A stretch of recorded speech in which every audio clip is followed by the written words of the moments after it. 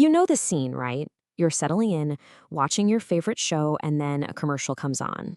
It's not for a new car or a snack, it's for a prescription drug.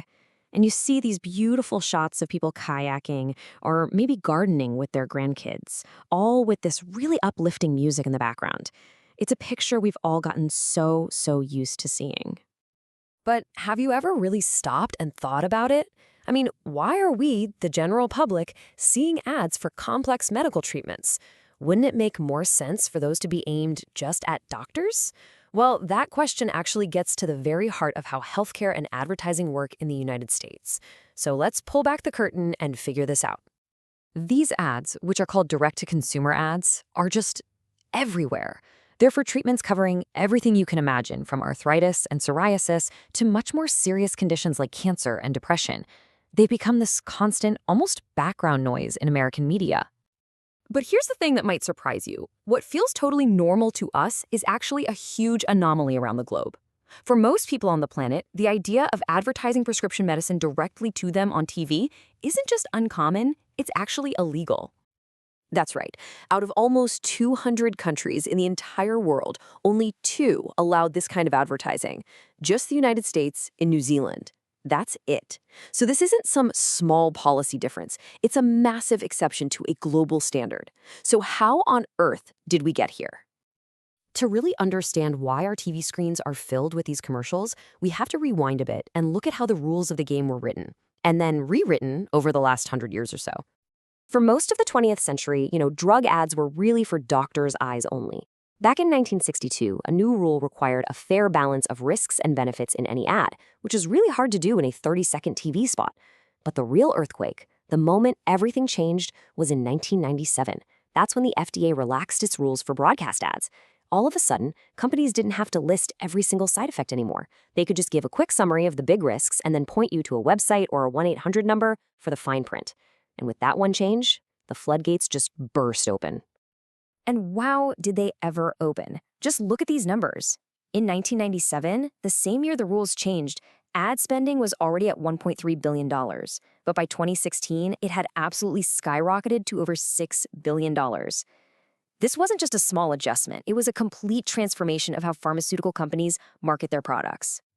Now, as you can imagine, a multi-billion-dollar industry like this didn't just appear without a lot of controversy.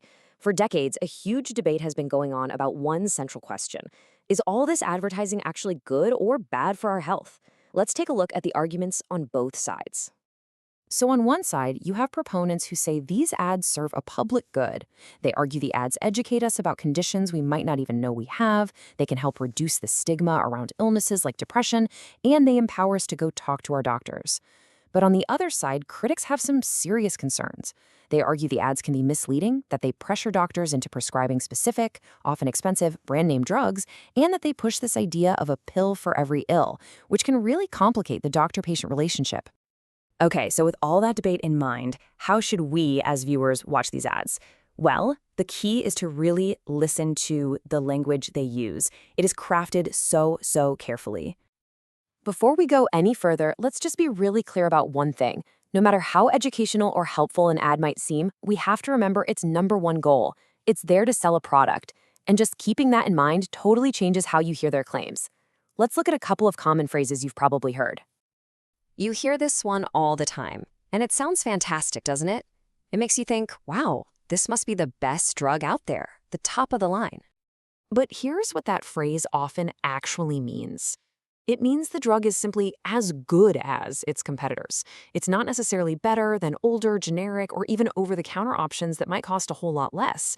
It's a statement that is technically true, but it can give you a very misleading impression. And then there's this one, the personal story, the emotional testimony. We see someone looking so happy, so healthy, telling us how this one medication changed everything for them. It's incredibly compelling because it feels so human. But here's the thing to remember. As powerful as that story is, it's just one person's story. It's an anecdote, not scientific data from a clinical trial. And very often, the person telling that powerful story is a paid actor. So what really matters is the science from large studies, not a single, perfectly produced testimonial that was designed to sell you something.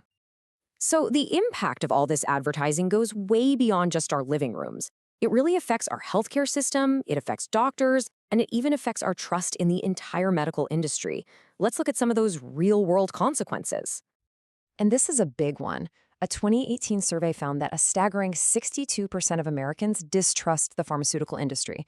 Now, of course, high drug prices are a massive reason for that.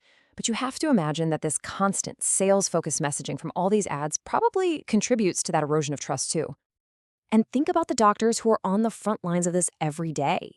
An FDA survey found that 65% of physicians believe these ads actually confuse their patients.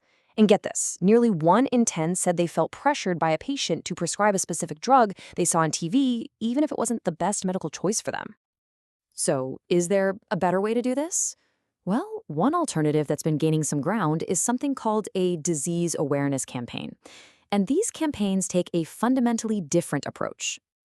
So instead of selling a specific pill, these campaigns focus entirely on a disease or a condition. They're designed to educate the public about symptoms, encourage people to get tested, and help reduce stigma. And they do all of that without ever mentioning a brand name. The whole idea is to get people to their doctor for the right reasons, so the patient and the doctor can decide on the best course of treatment together without the pressure of an ad campaign in the room. All of this leaves us with a really big, crucial question. This whole system of ads we see is a uniquely American experiment, one that mixes commerce and health in a way that most of the world has decided to avoid.